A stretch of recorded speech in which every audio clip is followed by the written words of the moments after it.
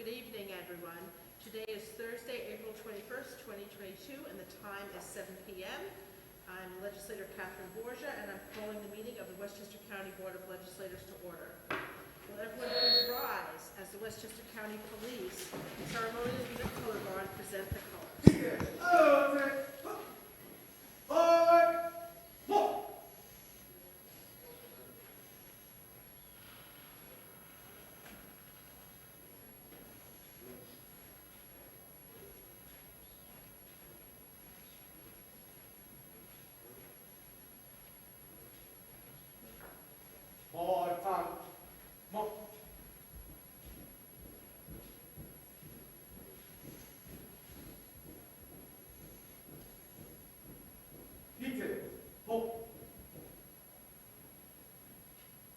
I pledge allegiance to the...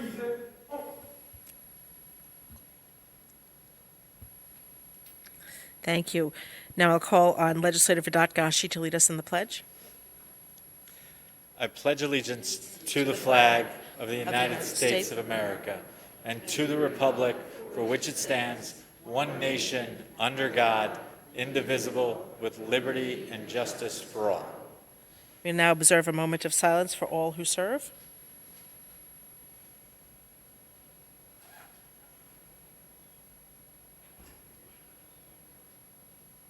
Thank you.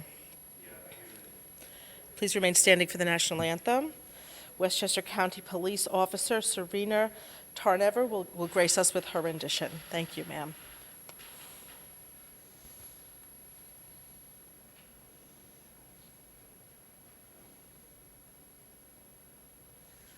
Oh, say, can you see by the dawn's early light what so proudly we hailed at the twilight's last gleaming, whose broad stripes and bright stars through the perilous fight o'er the ramparts we watch were so gallantly streaming, and the rocket's red glare, the bombs bursting in air, gave proof through the night that our flag was still there. Oh, say, does that star-spangled banner yet wave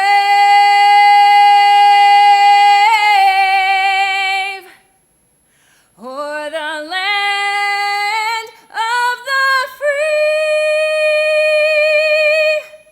and the home of the brave? Order. Oh! Right. Forward. Move.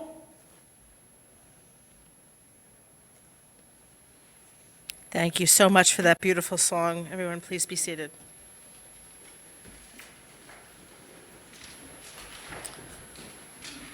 We will now have the invocation by three distinguished members of the Westchester clergy. First up with us is Imam Shafiq Chase from the Westchester Muslim Center.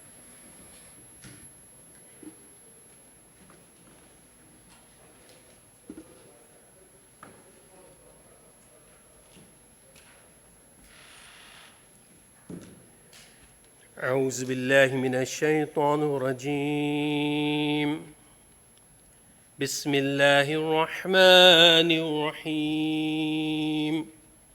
I begin in the name of God, the Beneficent, the Merciful.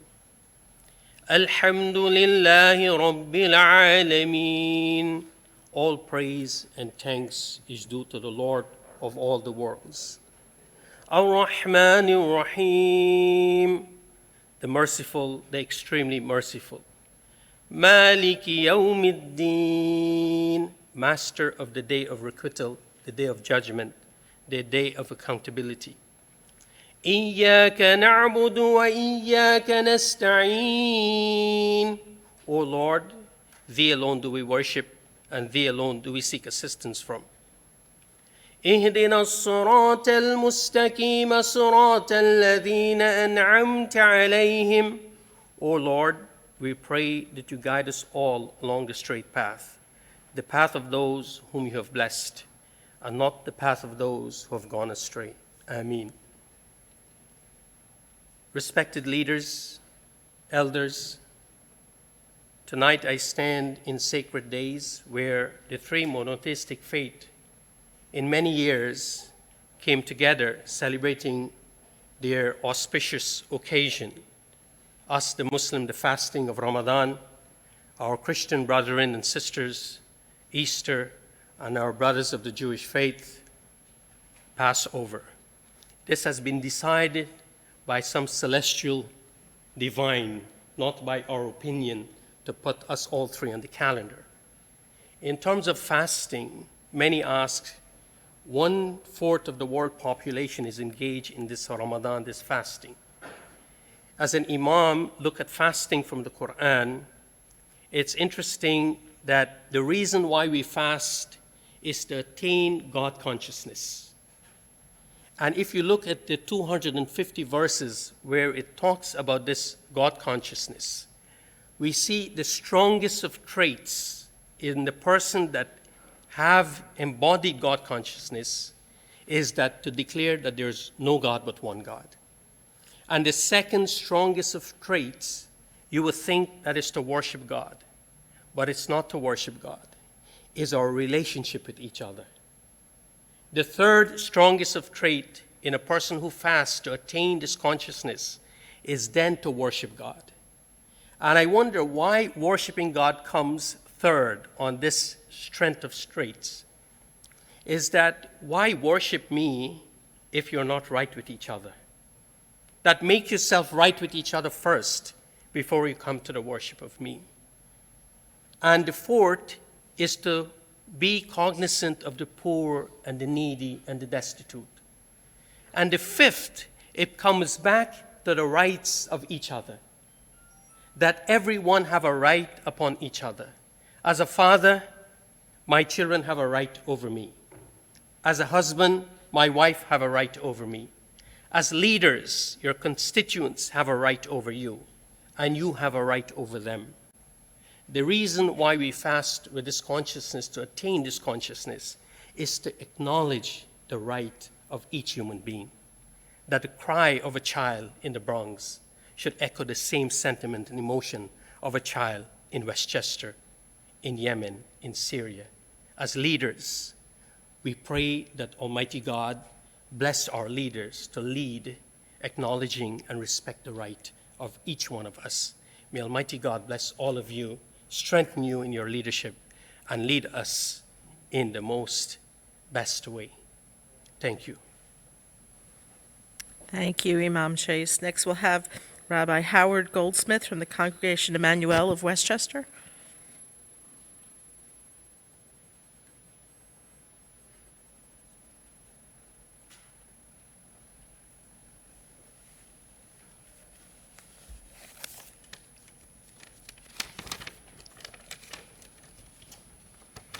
This week, Jews around the world celebrate Passover, the festival on which we commemorate our freedom from slavery in Egypt.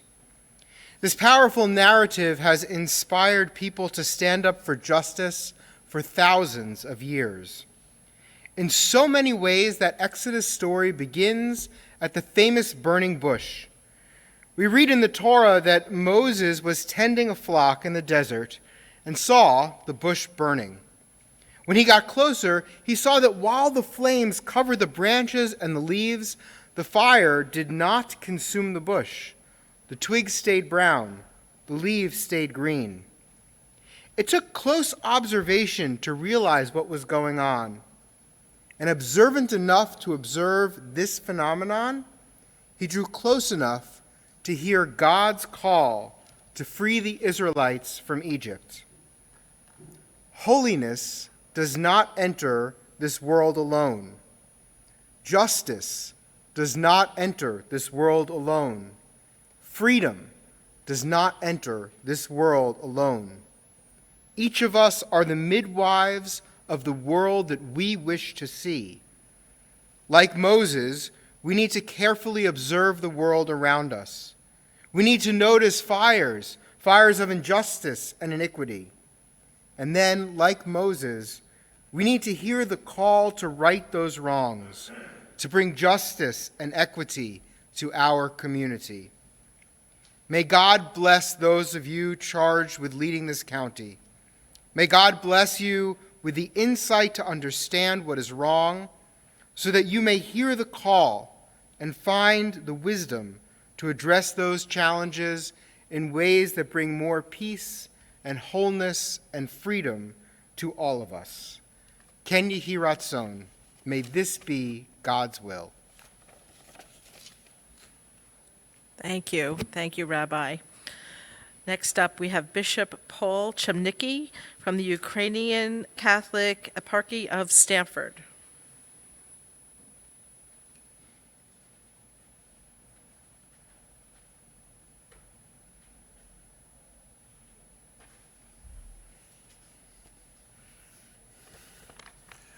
Thank you. And thank you for asking me to participate in this important event in the annual cycle of life in Westchester County, the 2022 State of the County Address. I'm grateful because it gives me an opportunity to, in a public forum, to do two things. One, to thank God, and two, to thank all of you on behalf of the Ukrainian community. Firstly, and most importantly, we thank God. We thank God for life itself, for the grace of living in this wonderful country of boundless opportunity, and especially in this beautiful and vibrant slice of America that is known as Westchester County. We thank God for the people who serve us so selflessly, our police force, our firefighters, our first responders, our educators, our healthcare professionals, all those who strive to keep Westchester County safe, secure, and healthy. And today we especially thank you, our legislators, for your wisdom, your dedication, your hard work, for the giving of your time and talents in always working for the common good of the community that you serve so well, so that Westchester County always remains an optimal place to live, to work, to grow, and to raise a family.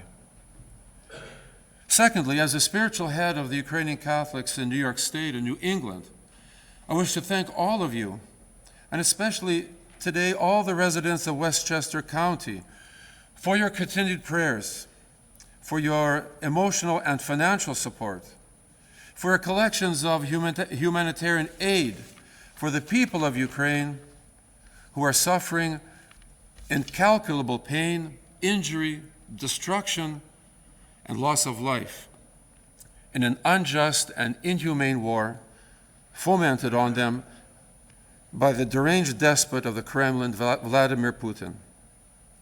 On behalf of the thousands of Westchester County residents who were either born in Ukraine or trace their ancestral roots to Ukraine, I offer my heartfelt thanks. It is gratifying to know that we have such good and faithful friends here in Westchester County and throughout America and the world. This week, we of the Ukrainian Catholic faith, who worship according to the Gregorian calendar, are celebrating Bright Week. That is the week following Easter Sunday, Pascha, the celebration of the resurrection of Christ from the tomb. In our churches and communities, the joy of Christ's resurrection surpasses every other care of the world. even war itself. And we sing countless times during this time the triumphal hymn of the resurrection. And I'm going to take a page from my Muslim brother and chant it for you in Ukrainian. Christos voskres iz mертвих, смертю смерть подолав, і тим, що в рабах життя дарував. Christ is risen from the dead, trampling death by death, and to those in the tombs granting life. My prayer for all of us present here in this chamber and for all the residents of Westchester County is that the joy, the peace, and the hope that Christ has brought by his glorious resurrection would fill our hearts, embrace our families, and all our Westchester County community. And may the sunflower seeds that each of us has received, once they bloom in that soil that we have received today, may that be a symbol of this joy and peace and hope. Thank you very much. Thank you, Bishop.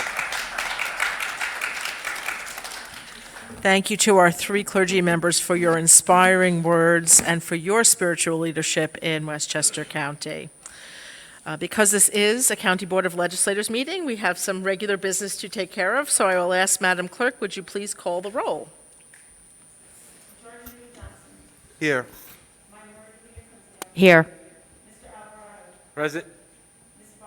Here. Present. Here. Present. Here. Here. Here. Here. Here. Here. Present. Here. I'm present. Here. Thank you. Well, I want to thank you all for being with us and to welcome you again to the chamber that we like to call the People's House. Even though we are moving towards a new normal, we of course are still battling the COVID pandemic. We've had a little increase in rates here, which is why we're continuing to be masked for this evening, although we are very, very happy to be all together, even if it's not as big a crowd as we've seen in the past.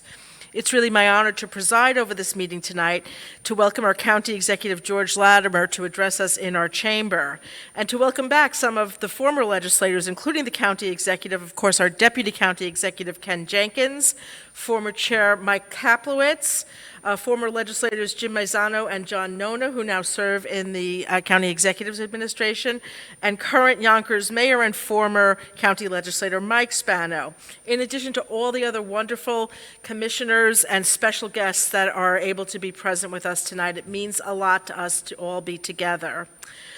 We want to say that over the past 4.5 years, the county executive has worked tirelessly to improve our county operations, to make sure that we had fiscal stability, and to really save the lives of county residents as we face the unexpected with the COVID pandemic. And it's really been a pleasure for the legislature to be a partner with the administration during this time. We've seen things that we didn't expect, we didn't plan for, and we were able to rise to the challenge together. So we're really looking forward to continuing this work with our county executive over the next years, and to say that we are committed to serve the people of Westchester together in partnership with our administration. So now I have the pleasure of asking Majority Leader Chris Johnson and Minority Leader Margaret Kunzio to please escort County Executive George Latimer to the podium.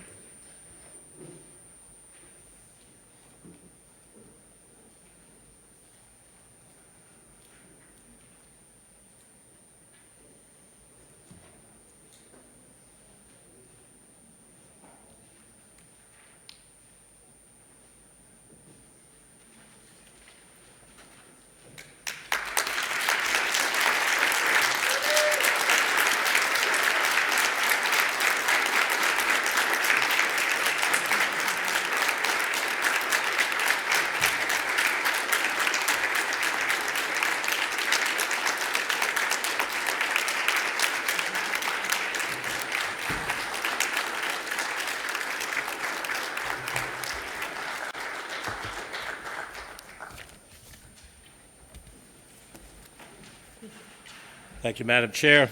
Thank you, members of the legislature. Good evening. Let us begin with a moment of silence as we pray for Yonkers detective Brian Menton, and we hope for his speedy recovery.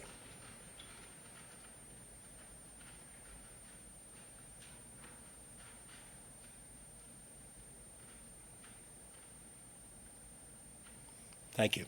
We send out our wishes to him and his family and for all those who put themselves in harm's way on our behalf. We're deeply appreciative.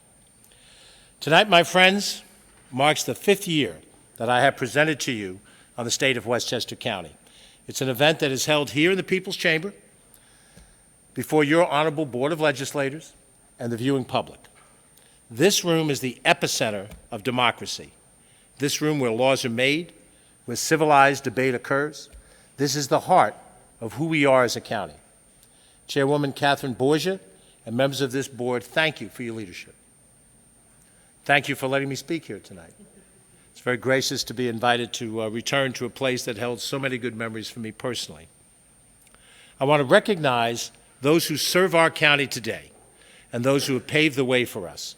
Our county clerk, Tim Idoni.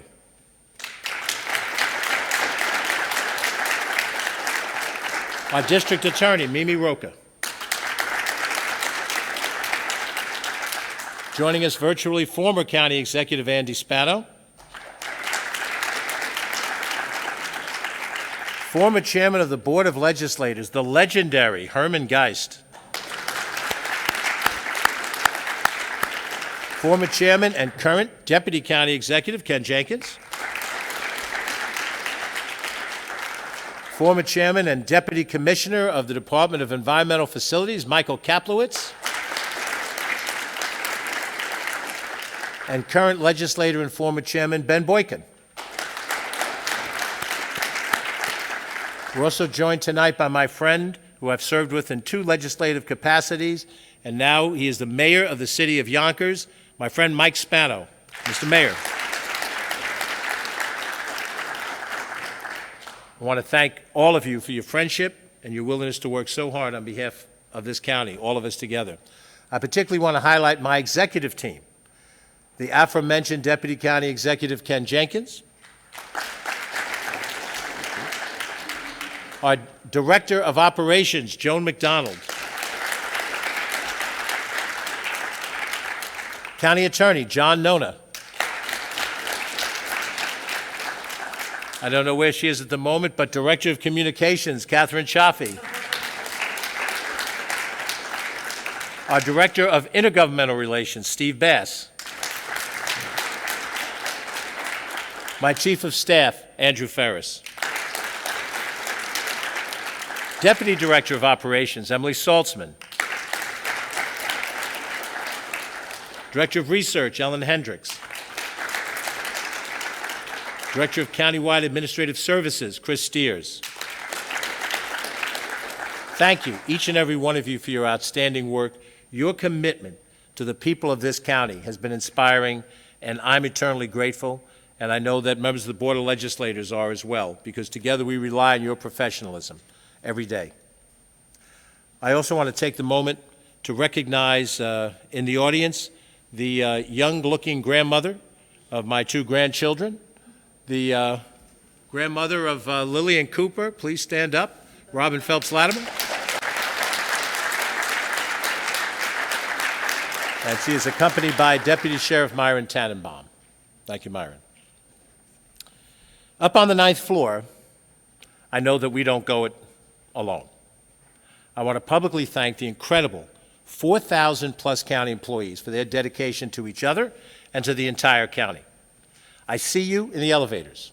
I see you in the halls. I see you on the streets of our county. I may not know all of your names, but I'm trying. And I know your dedication, and I see your work. You all deserve our thanks.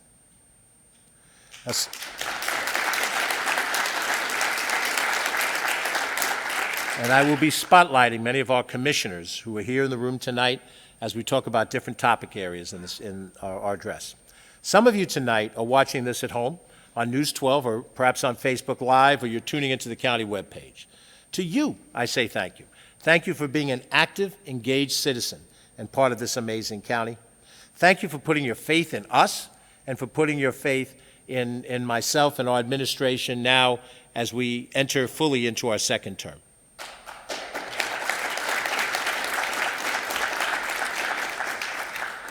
The first time that I was in this chamber for this annual event, the State of the County message, was 30 years ago this month. I sat where Legislator Terry Clemens sits now. At this podium was County Executive Andrew O'Rourke. And I think of those people who were in the chamber that night, who are now but memories. Suzanne Swanson, Danny Thomas, Andy Albanese, Audrey Hochberg, Dick Flynn, Kay Karski. Not on that night, but on other nights I sat alongside Lois Bronze, Bernice Spreckman, the aforementioned Andy O'Rourke, and our clerk of the board for those years, Pat Gorski.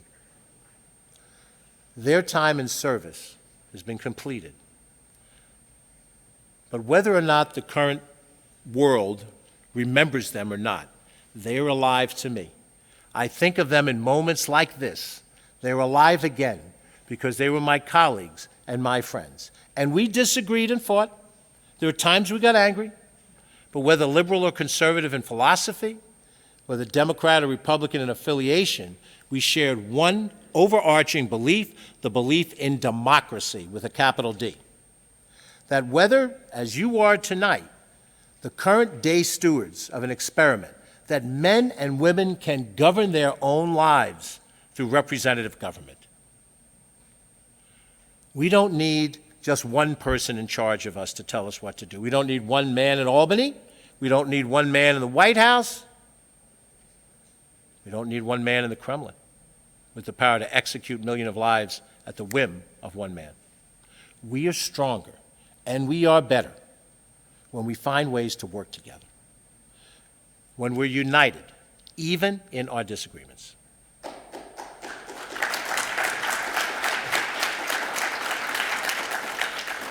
This county is different, but no different really than any other county or community in this state and in this nation. The challenges we have, everyone faces. What makes us Westchester citizens, what makes us New Yorkers, what makes us Americans, isn't where we were born or what traditions, what path we follow to honor the Almighty. It isn't who we love or marry. It isn't the origins of our names, but rather it is what warms our core. It is the way we pull for each other in our time of need, the way we shovel the snow off a neighbor's driveway, the way we check in on a sick friend, the way we share a warm meal with a loved one, and the way that nearly 90% of Westchester County residents got vaccinated against COVID-19 to protect their families and to protect each other.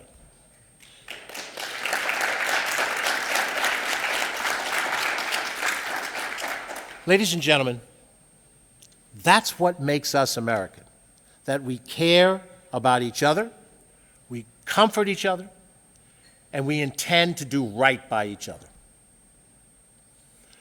When I was first in this office, I said that we share this small patch of land for a moment in time, all of us here together in our Westchester County. It is on all of us to protect this county, to nurture it, and that spills over to protecting and nurturing our state and our country and democracy overall. We must always protect what we value and hold dear here in Westchester County. We learned that during the pandemic, no one person can care for all the sick, no one person can test all the worried, no one person can vaccinate all the willing, no one person can teach the young, no one person can restore our faith. No one person can do anything alone. But fear not, because we have each other. One Westchester.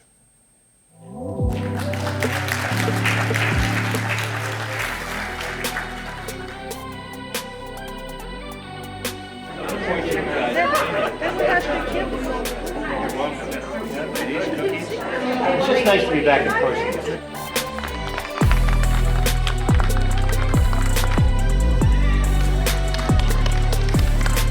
Just this past year, we opened up projects in Greenburgh, in Portchester. We made significant projects in White Plains and in Fiscal, all of which had affordable housing units. At a press conference, County Executive George Latimer announced they're adding 2 bays at Hudson Hills Golf Course in Ossining. Do our share to deal with climate crisis. And when somebody asks, what did you do about this? How did you resolve it? How did you address it? This is one of those days, and this is one of those ways. 9 years after it was damaged during Superstorm Sandy, the Glen Island seawall is fully restored. Westchester County Executive George Latimer and other local officials unveiling the newly rehabilitated structure today in New Rochelle. Under the direction of the MTA, Metropolitan Transit Authority, Metro North Railroad, Westchester County sees our future tied together with the future of the city of New York. Now today, because of George Latimer, because of the county legislature, Westchester has a remedy. And now, by the power given to me by the voters of Westchester County, I will now affix my signature as county executive, making this law in Westchester County.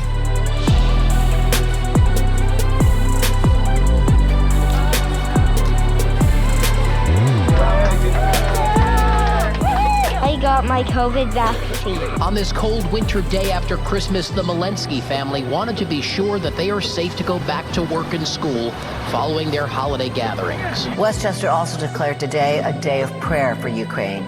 County Executive George Latimer went to Mass at St. Michael the Archangel Ukrainian Catholic Church. We stand behind the people of Ukraine. They want to be able to live their life in freedom and to be able to advance their interests just as we as Americans do.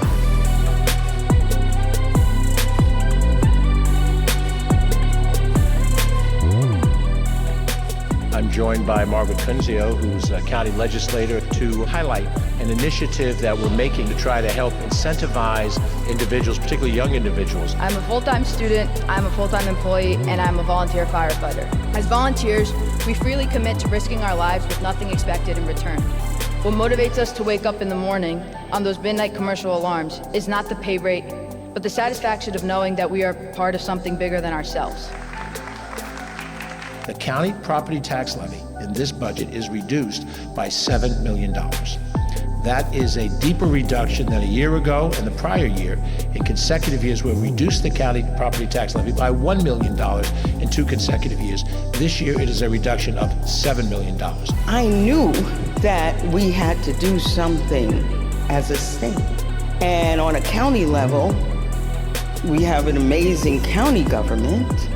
And no matter what, we are going to be leaders in protecting our environment. We are going to be leaders in reinforcing our infrastructure. We are going to be leaders where leadership is being demonstrated on every level.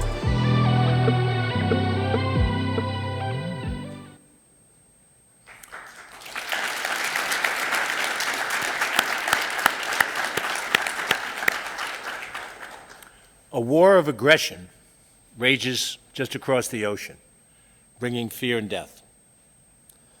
But here, locally on our streets, our children play. As business people, we close deals and inquire about new opportunities. We take our parents for care. We stop for coffee. And in each of these small corners of our small patch of land, we have to understand and stop the unnecessary division of our society. We were made for this moment, but we cannot go at it alone. We must go at it together. So what is the state of our county, you rightfully ask? That's simple. While others are divided, while others swim in opposing tides, fighting currents and waves of destruction, we, the state of our county, is united.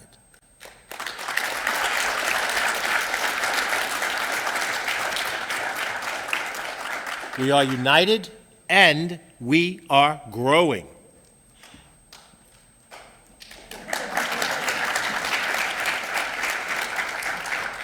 The 2020 census found that more than 1 million people, 1,004,457 people to be exact, now call Westchester home.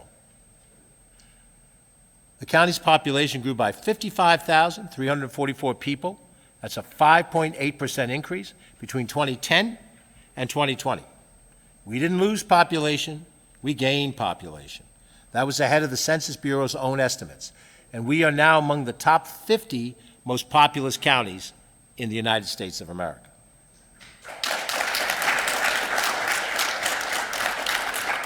And Westchester's big cities are getting bigger.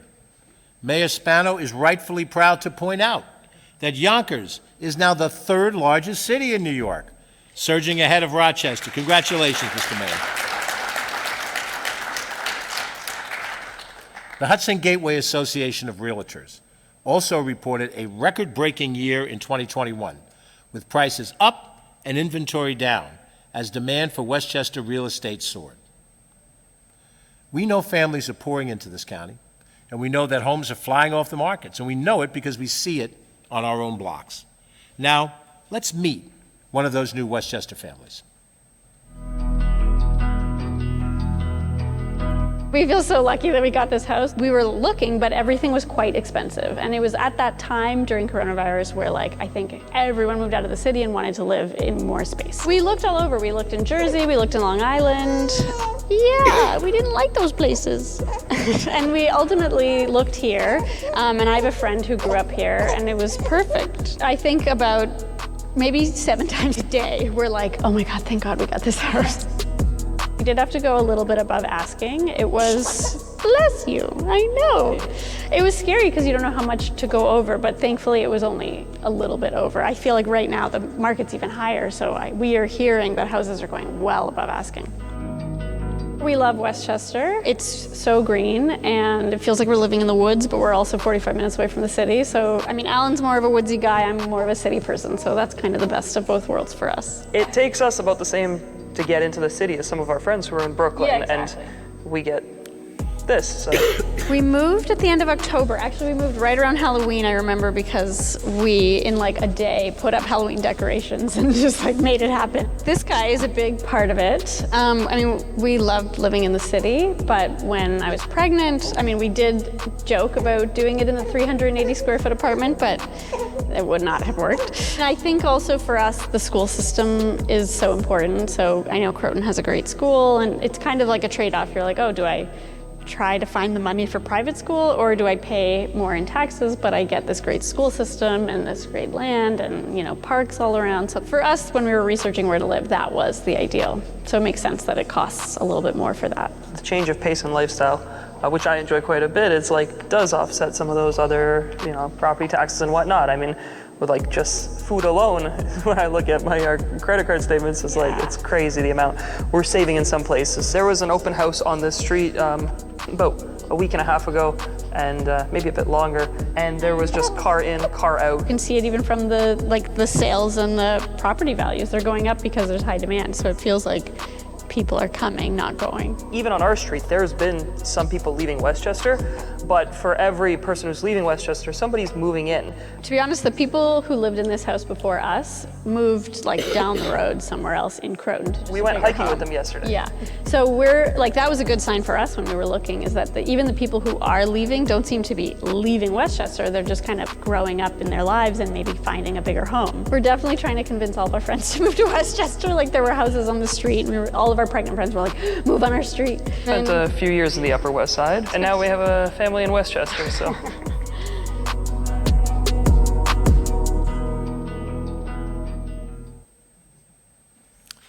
Little Jasper is going to love growing up here. You can just tell. And when he goes to school, he's going to be going to a classroom, school in a classroom with all different kinds of boys and girls. Westchester is now more diverse than ever. Hispanic, Asian, Black, Westchester is a home for everyone. And we are just very proud of that fact.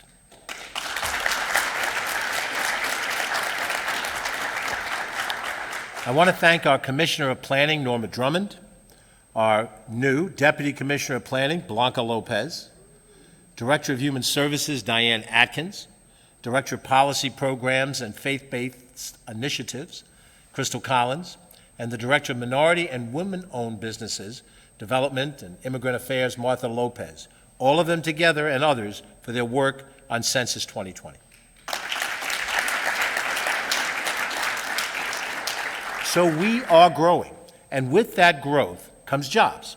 The county has launched a virtual 6-month advanced manufacturing career training program.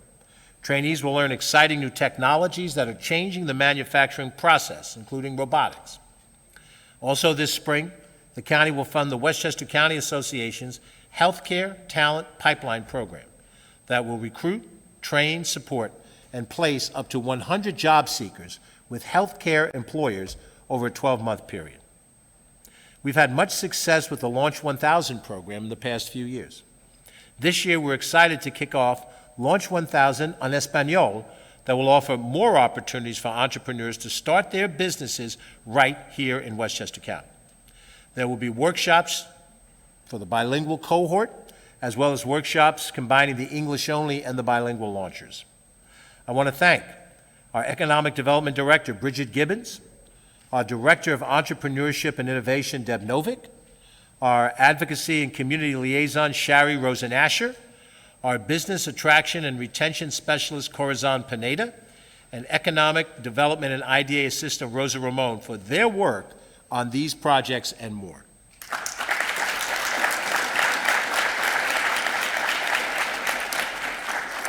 So we are launching innovative economic development programs, but we aren't raising taxes to do it. We've got results, not rhetoric. And those results, yours as well as mine, was to cut the county property tax levy by $7 million in the 2022 budget. This is the third county property tax cut in a row for this administration and the largest tax cut in over a decade.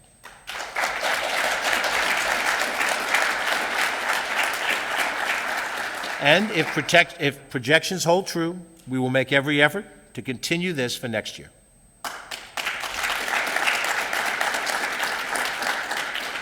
Our 2022 county budget totaled $2.2 billion. It restored fiscal stability. The county closed out fiscal year 2021 with a $64 million operating surplus.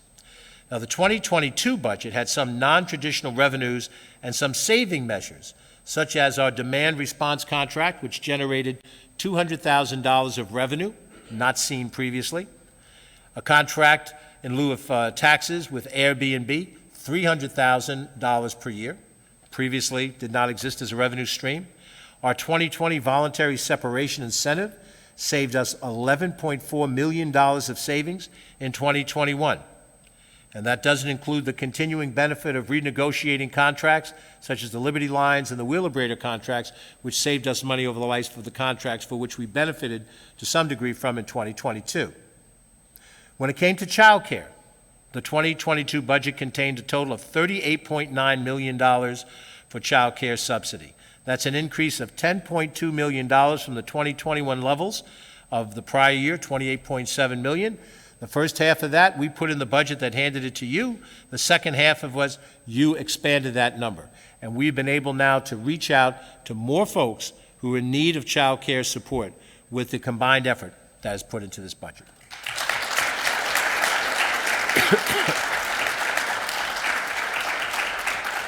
We have sought to provide for this county 4 full years of smart, prudent fiscal management. Westchester County's bond ratings now stand as stable by all 3 major rating agencies, and this is an upgrade from having been downgraded and put on a negative watch when we first came in.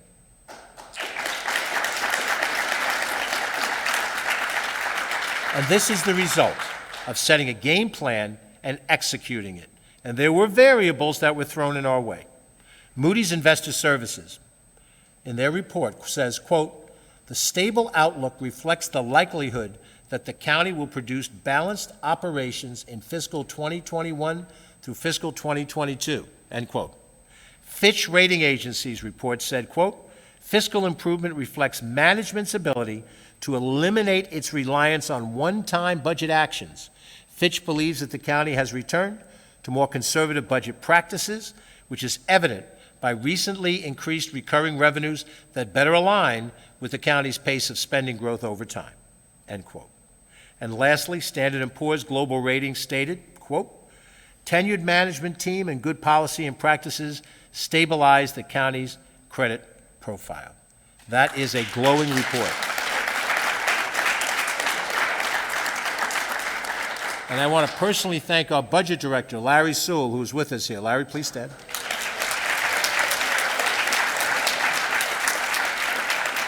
for you and your team, Gideon Grant, and the rest of your team for your outstanding work in moving this county forward. This work involved the outstanding work of the members of this Board of Legislators.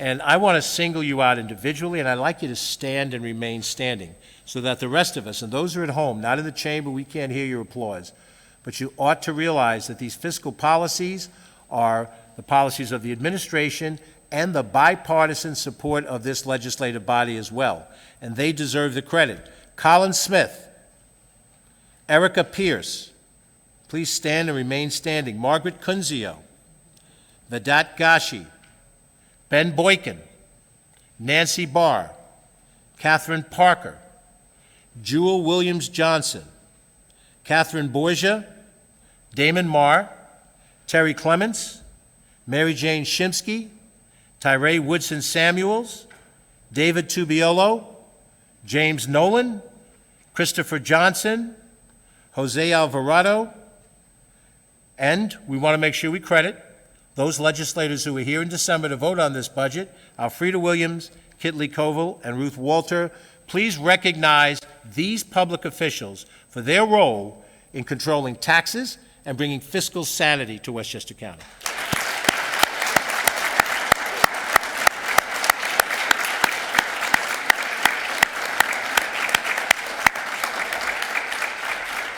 Thank you all. We're taking care of our finances, but we're also taking care of our people. We have a reputation for trying to focus on the big things, but also the little things, and sometimes the obnoxious things, things like obnoxious driving. Our Department of Public Safety has issued hundreds of summons for loud mufflers, driving on the shoulder, cutting across hazard markings in a targeted enforcement area. That enforcement targeted both quality of life and safety concerns. Here in Westchester, we are tough on crime. Do not let any other political nonsense tell you otherwise. The numbers don't lie. I turned to our Department of Public Safety, our county police, and I said, please, take a look. I want you to do an analysis. I want you to draw data down and show exactly what is the reality of the crime that we see. And these are the numbers that are reported by every single police department in Westchester County. Part 1 crime statistics in most Westchester municipalities have been trending downward for several years. They are a good indicator of how effective proactive policing throughout Westchester is helping to keep our county safer. Westchester County has allocated $52.8 million for our county police and the related services. That is the largest amount of money that Westchester County has ever allocated for police services in the history of Westchester County. The Board of Legislators and our executive branch funded the police department as we see their value to this society in maintaining proper order. At the same time, we had a robust discussion about areas for reform of our policing effort. What I'm asking you to do is temper your fear from an anecdotal standpoint with an understanding of reality. These statistics I've shared are real, hard numbers, and they show how safe Westchester County is. You might have heard that crime is out of control, that criminals are running rampant. But let's look at the numbers. Let's look at the facts, because here in Westchester County, crime is down. When the Westchester County Department of Public Safety compared January through September 2017 versus 2021, we see a decrease across the board. Total index crime has decreased 26.5%.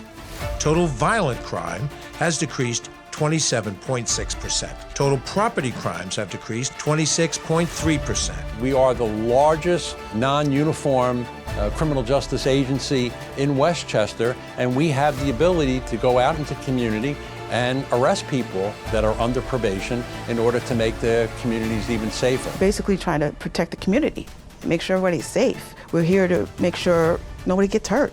Our police professionals, working with all elements of our communities, have made Westchester County a safe place to live. People move here, people stay here because of the advantages of Westchester County, one of which is knowing that they live in a safe environment. I believe the work that we do keeps the community safe. From the programs that we run with Night Watch, making home visits in the evening, to early morning home visits, to using the intel that we receive within the department to investigate what possibly could be someone harboring illegal weapons, and we recover those illegal weapons quite often. Crime is down. It's been down, it will continue to be down, because together, every day, we're building a safer Westchester for you and your family to grow and to thrive.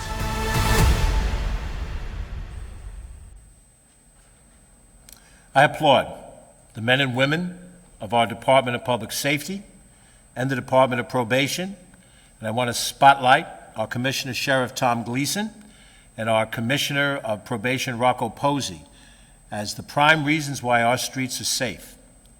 We're tough on crime, and we're also committed to second chances. We use advanced technology, real-time crime, and cooperative strategies among the many police departments that comprise Westchester County to deter crime.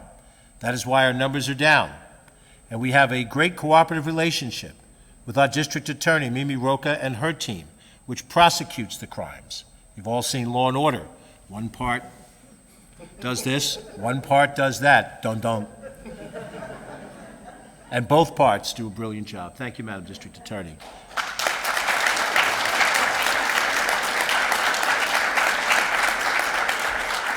And thank you to our two commissioners that I've mentioned.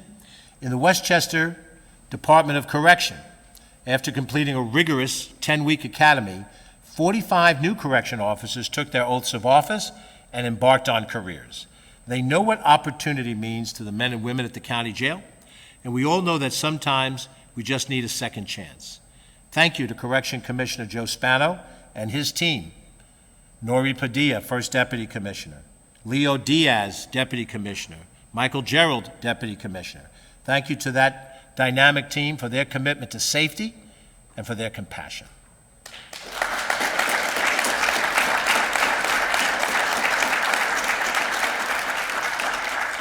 Now, while police are ready when you call 911, not every call is about a crime.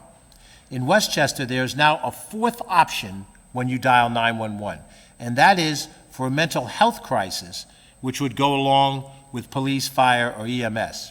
The 911 caller diversion system, through which 911 dispatchers identify and refer individuals to the crisis network team, is staffed by St. Vincent Hospital crisis personnel.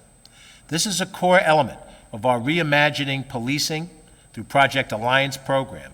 This initiative for individuals that are suffering a behavioral health crisis. I want to thank our Department of Community Mental Health Commissioner Michael Orth for his work on revolutionizing how we respond to emergencies.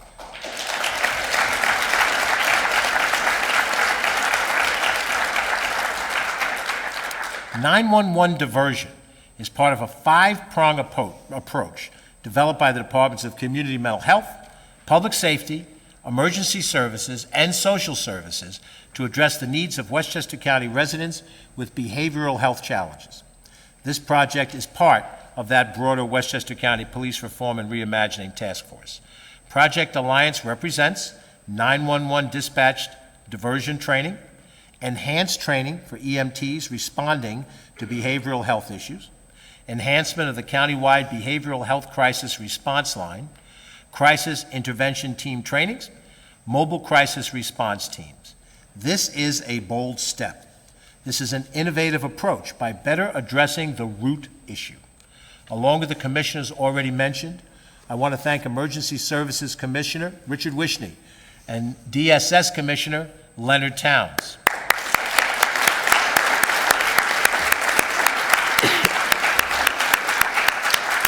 In the next few weeks, more will be coming out on this, but we will be updating the public on the county's implementation of the Westchester County Police Reform and Reimagining Task Force recommendations. To date, 34 of the 38 recommendations that apply to the county have been implemented, and 4 are in the process of being implemented. Those completed recommendations include reviewing our social media policy to expand for community outreach, providing body cameras to all county police officers and dash cams to all county police vehicles, increasing and diversifying recruitment efforts for county police.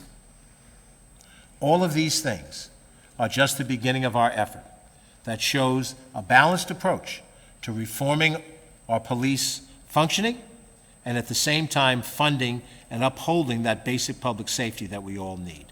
That is the right approach, the balanced, thoughtful approach.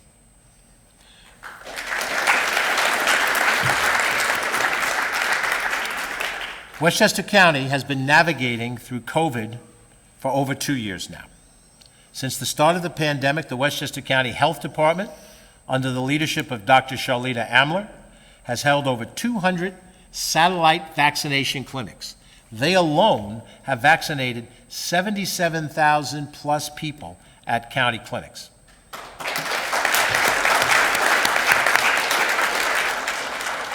To date, the county health department has done, it's an incredible number, 416,593 case investigations for COVID. Think contact tracing.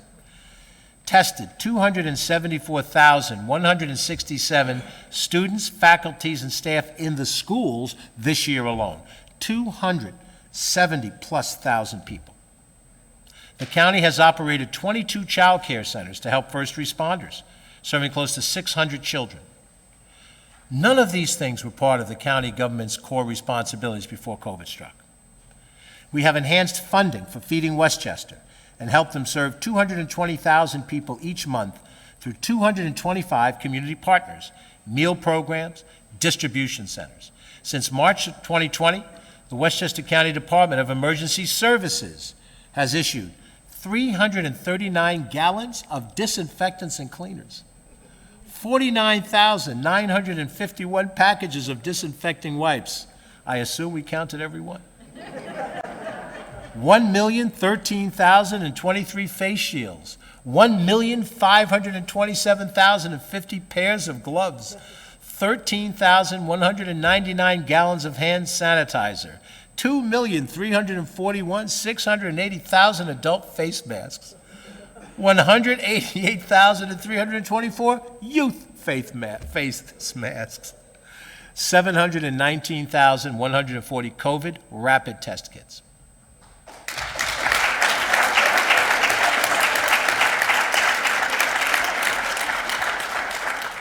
I want to give a special thank you to Emergency Services Deputy Commissioner Susan Spear.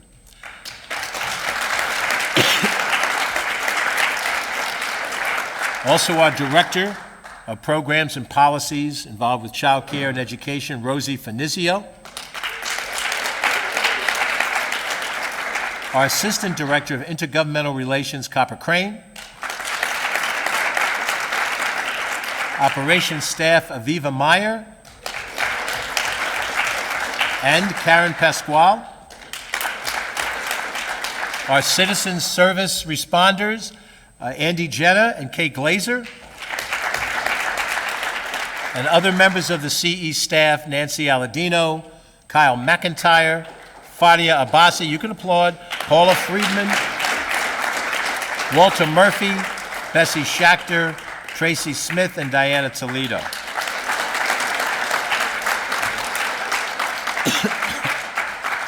Special thanks are also due to our Commissioner of Information Technology, Marguerite Byrne. Our Acting HR Commissioner, Helen May. Our Department of Senior Programs and Services, May Carpenter. Our Consumer Protection Director, Jim Maisano. Our Office of Tourism and Film Director, Natasha Caputo. Our Youth Bureau Executive Director, Dr. Damia Harris-Madden. And last but not least, because we have to get the word out, the world's greatest communications department, Joe Scamato, Carolyn Fortino, John Borst, Lisa Reyes, Chelsea Pagano, and Director of Communications, Catherine Chaffee.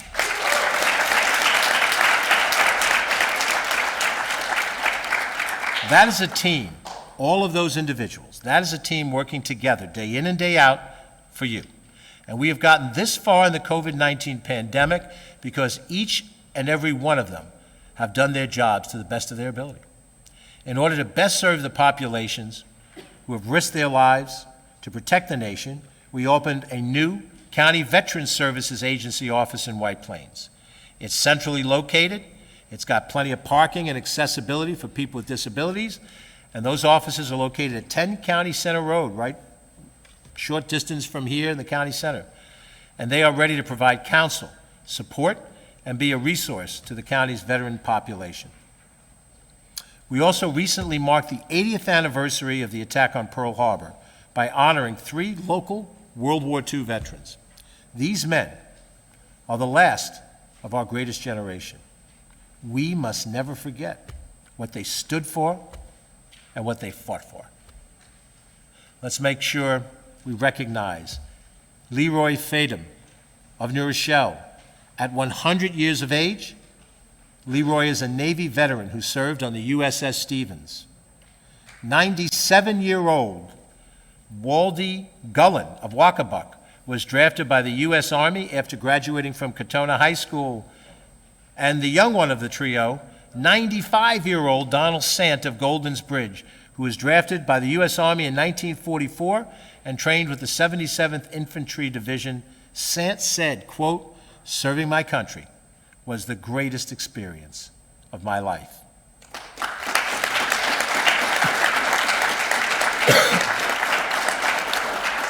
May we all learn just a little bit from these brave men, and let us give a collective thank you to our Director of Veterans Affairs, Ron Tochi, who always thinks of these brave men and these brave women. These men fought to protect freedoms that we all enjoy and we all deserve. But it must be said that acts of hate are on the rise nationally. We've seen some incidents in Westchester. They've targeted Asian Americans. They've targeted other ethnic groups. Let me take a moment to make this clear.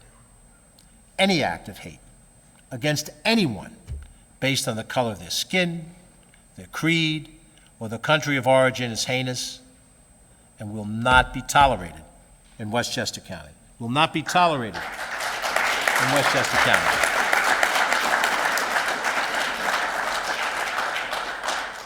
I remember hearing stories from my Italian-American mother about her great-grandparents and my Irish-American father about his grandparents and the way they were treated shamefully when they came to this country, Irish and Italian. Let us make sure that every ethnicity is treated with proper dignity. And we kept a promise to strengthen and revitalize the Westchester County Human Rights Commission. We signed into law the Anti-Discriminatory Harassment Bill, legislation that expands the type of harassment that can be prosecuted under the new law. And with the new law in place, individuals are prohibited from interfering with a person's right to the employment of their home or residence, to utilize and enjoy public transportation, free from threats, intimidation, harassment, coercion, or violence because of the person's actual or perceived membership in a protected class. Today and always, we stand with each and every one of you, solidifying our message that harassment and discrimination is not welcome in Westchester County. And I want to thank Human Rights Commission Commissioner Tejas Sanchala, the Human Rights Commission Advisory Board, the Asian American Advisory Board, and the Hispanic American Advisory Board, and the African American Advisory Board, and the Arab American Advisory Board, all of those groups for their important work on this front.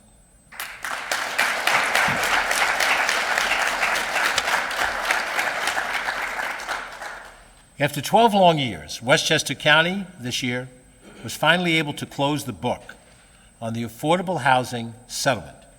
That did not mean that we closed the book on development of affordable housing. In fact, what it does is free us to seek affordable housing in every corner of this county. We recently received notification from the court that Westchester County was in substantial compliance with the consent decree and a federal housing monitor was no longer needed. Now, we did not do this alone. We have to thank our nonprofit housing organizations, the local municipalities, and the many developers for all they have done to get us here. And among the many affordable housing developments that we opened these past few months, I was thrilled to cut the ribbon on the Mayfair Apartments in Greenburgh. The property was formerly known as the West Help Shelter on the Westchester College campus. It was built in the 1980s, and it lay fallow for 8 years. where it housed nobody. Now that it has been repurposed into 74 units of affordable rental housing, the project transformed these long vacant buildings. It was once used as transitional housing, and now it's 61 bedroom, 8 two-bedroom, and 6 studio apartments for residents with low and moderate incomes.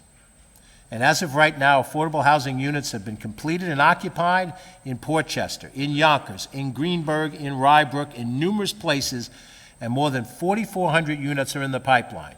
And that's still not enough to meet our goal. And we continue to work with every municipality in this county. We may focus on 1 or 2 communities that have a ways to go, but we've had so much compliance and so much success in so many different ways. And we've also allocated millions of dollars in the budget to stand behind that development and rehabilitation of affordable housing units. In this budget of 2022, which you adopted, we had a combined total of $50 million in capital expenditures. That is the largest single-year commitment to affordable housing in the county's history, and it adds to a $90 million commitment that's been made over the last 3 years. That is putting your money where your mouth is.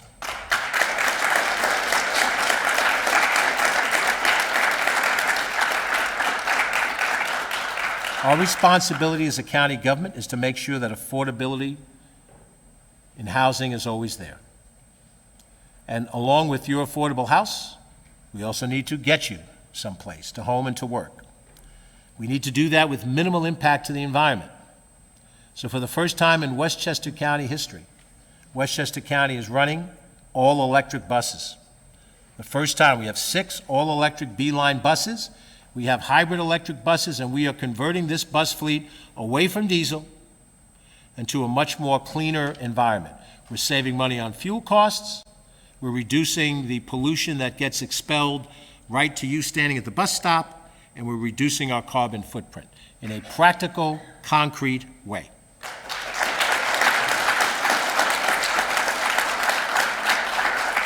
I was on hand to welcome the first of the new electric buses to Westchester County. Each bus is expected to save approximately 5,000 gallons of fuel per year compared to a traditional diesel bus, while preventing greenhouse gas emissions that pollute the environment. They also have amenities like USB charging ports at every seat, a bike rack, 14 cameras for added security, and a protective shield for operators. I want to thank the Department of Public Works and Transportation, our Commissioner Hugh Grecian, and all the B-Line bus drivers for keeping us moving.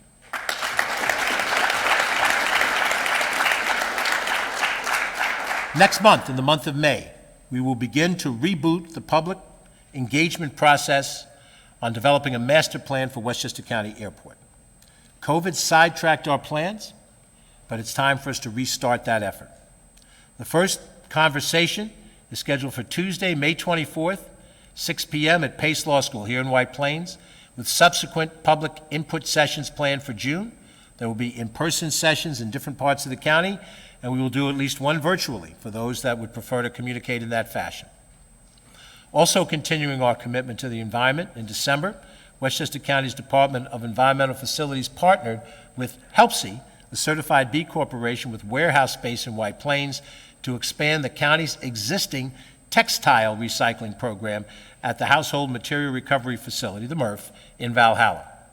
Now, in addition to clothing, the expanded textile recycling program allows residents to recycle shoes, backpacks, gloves, sheets, towels, curtains, leather, throw rugs, and more. The items can be in any condition. I want to thank our Director of Energy Conservation and Sustainability, Peter McCart, and Department of Environmental Facilities Commissioner, Vincent Kopicki, for their diligent work in this area.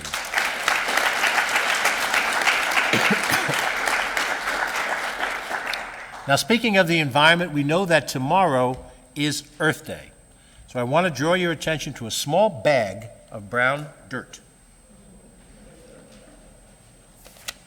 Brown dirt, also known as a prop. But this is not just any dirt. This dirt is composted soil created at our very own composting center. Attached, you will find a small package of sunflower seeds. They are the official flower of Ukraine. Please do me a favor. Use this soil. Plant those seeds. Think of the men and women overseas when you do. We know that our actions impact the environment, and we know now more than ever before what the environment means to our well-being. Our award-winning park system has been busy upgrading facilities. We intend to keep Commissioner Kathy O'Connor very busy.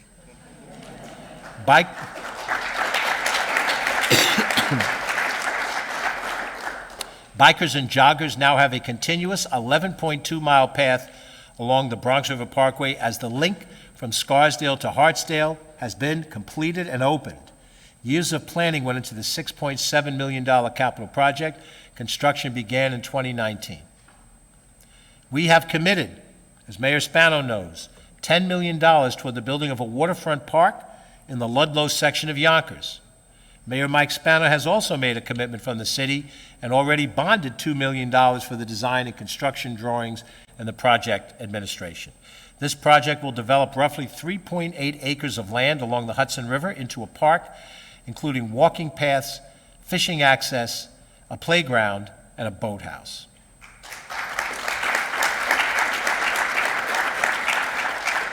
And I might add, it is another link in that walkway across the Hudson, up the Hudson, that we hope for. It will take time, longer than I will be in the arena, but we will get there, and that is an important part of that link. We're investing $3.3 million into the Tarrytown Lighthouse so that Beacon Light can continue to educate us about the Hudson River and our history here in Westchester. And after long years of neglect, we are rebuilding Playland. The Art Deco masterpiece is getting $125 million of improvements. That includes colonnades, building foundations, plumbing, electrical and new bathrooms. Original buildings at the Fountain Plaza are down to the studs. We are modernizing. We're keeping the Art Deco exteriors because we believe in fixing infrastructure, and we believe in that park.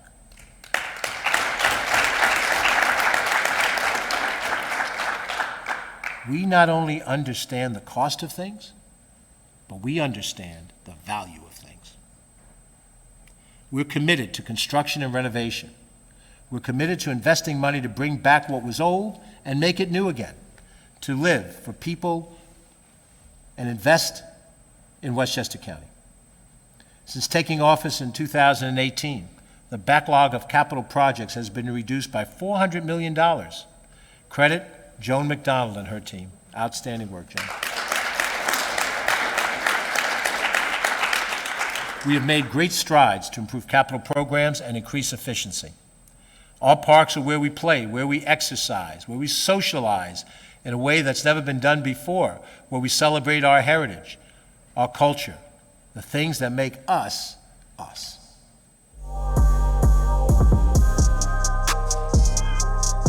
We're here at Ridge Road Park, which is one of the magnificent parks of our Parks Recreation Conservation Department. We're here to celebrate Albanian independence. In White Plains, the Westchester County Executive George Latimer says the story of the Holocaust needs to be repeated from generation to generation so we don't repeat the hatred.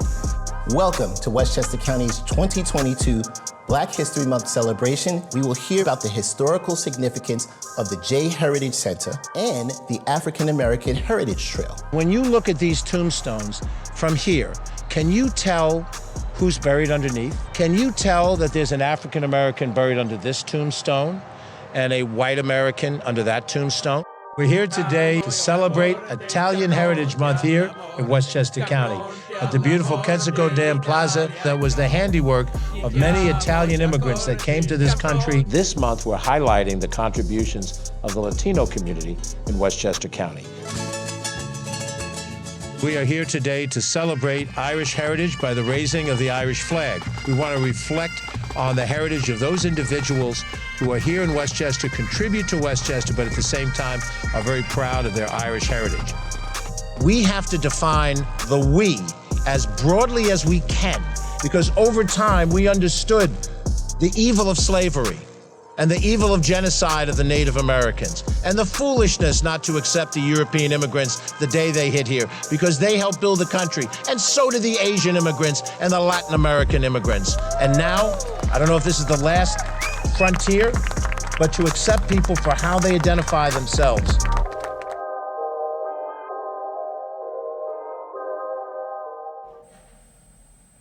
You saw in that video the painting of the Progress Pride flag at Playland. I want to thank the Loft and the LGBTQ Advisory Board for doing the painting. And I want to say to everyone listening, and I mean this, you're welcome here. Here in Westchester, we say gay, we say transgendered, because we also say love and acceptance.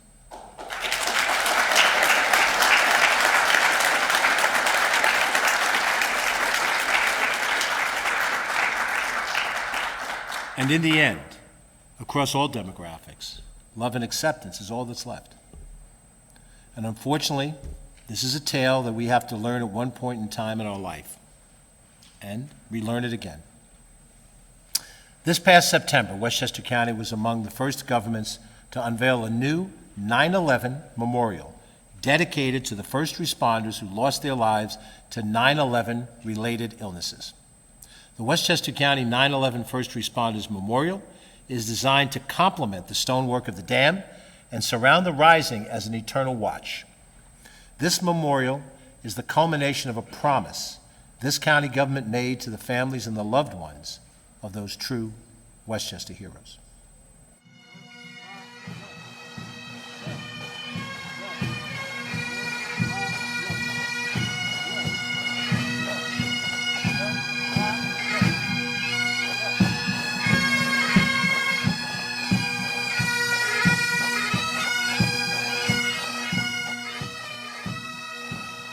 Today we are here to unveil this addition to the original rising to honor people who had their lives cut short because they served us as Americans. I pray that none of the rest of us will ever be put to the test that they were put to working on the pile, climbing the stairs of the towers, or being stranded at the upper floors of those towers. I hope that none of us ever face that test again. And now the county executive will be joined by Sarah Woods, widow of Peter Woods, who was an NYPD sergeant, Hartsdale Fire Commissioner, and co-chair of the Westchester County 9/11 First Responders Memorial Committee. They're joined by Peter's two daughters, Anna and Olivia, as they unveil the 9/11 First Responders Memorial for the first time to the public.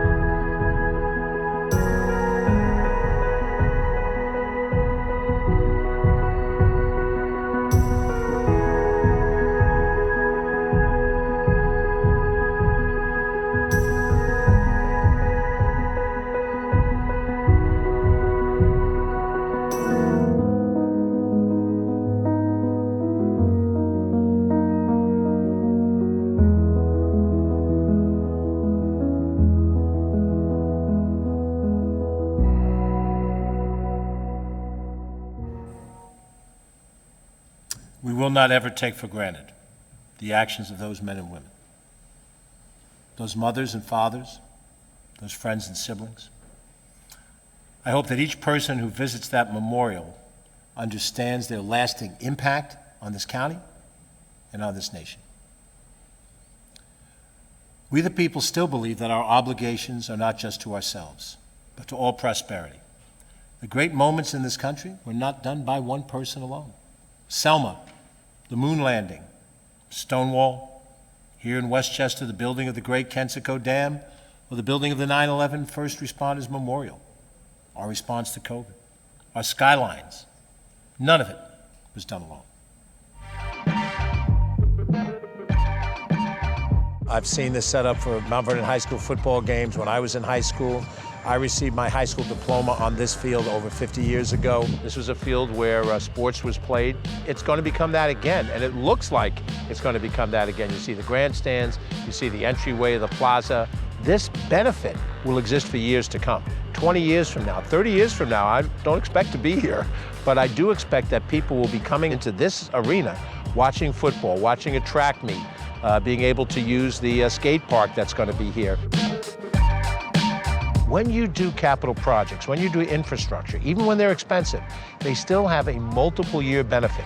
You will pay off the note over time. It's the same principle by which you buy a house with a mortgage. Properly maintained, this improvement will last for decades to come.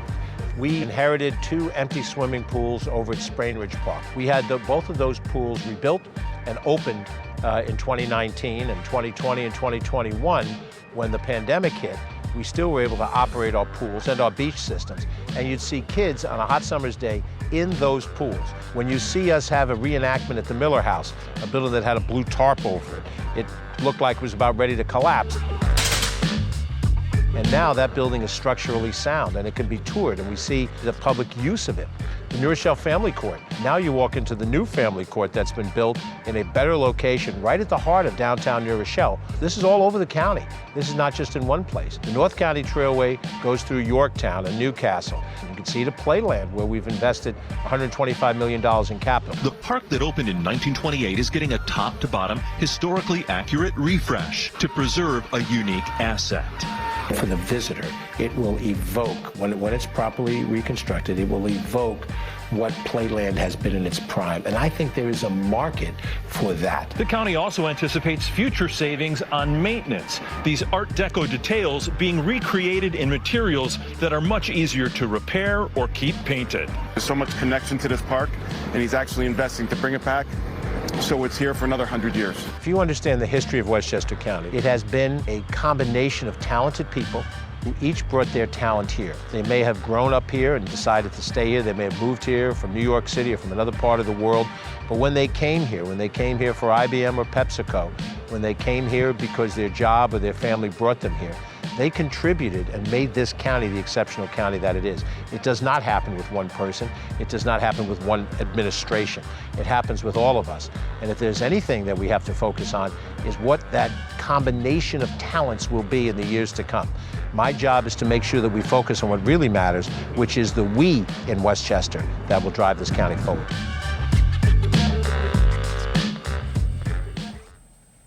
Here in this government, we are steadfast that we must be transparent, we must be efficient, we must be responsive and ethical, and we must be accountable. These are the rules we live by. These are the principles that we hold very dear. And we do this for all of us, for the good of democracy, for the well-being of our county, and the well-being of our country. So as is written in the book of Isaiah, my friends, come, let us reason together.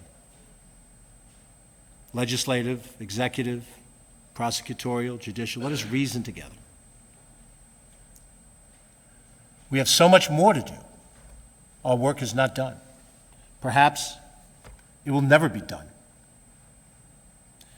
This county executive took his name off all the county signage. This county executive chose to freeze his pay even when colleagues in surrounding counties are paid more. This county executive is not squired around the county by a motorcade of drivers and staff. And this county executive sponsored, with your approval, the toughest county executive term limit law in the state. Because all of this is not about the county executive. It is about the county. It is about the county and the people of this county. This is about good government.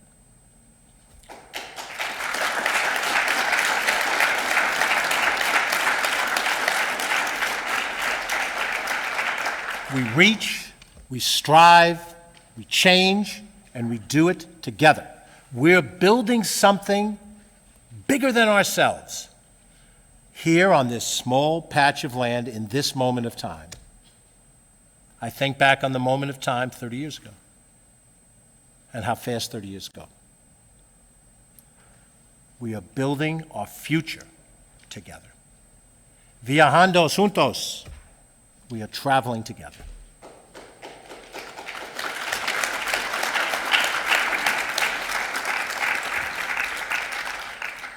My friends, thank you. Good night. Thank you.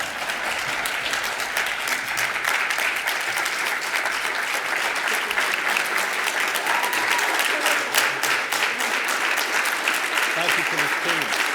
You're wonderful. Thank you. Legislators, thank you.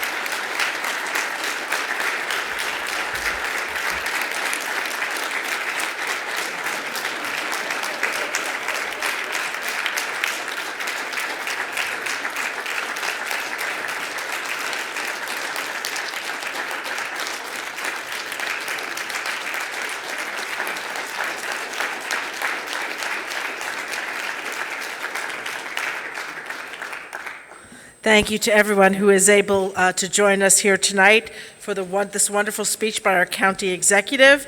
And again, since this is a board meeting, we have to close this meeting. So I will ask Majority Leader Johnson, do you have a motion on the adjournment? I do, Madam Chairwoman. I move that we adjourn this meeting and we reconvene on Monday, April 25th at 7 p.m. for our regularly scheduled meeting. Short roll call, please. Majority Leader Johnson? Yes. Minority Leader Kunzia? Yes. Ms. Barr? Yes. Madam Chair? Yes. Motion to adjourn passes 17-0. Thank you. Thank you all for joining us tonight. It's a pleasure to have you. Thank you to our wonderful county executive.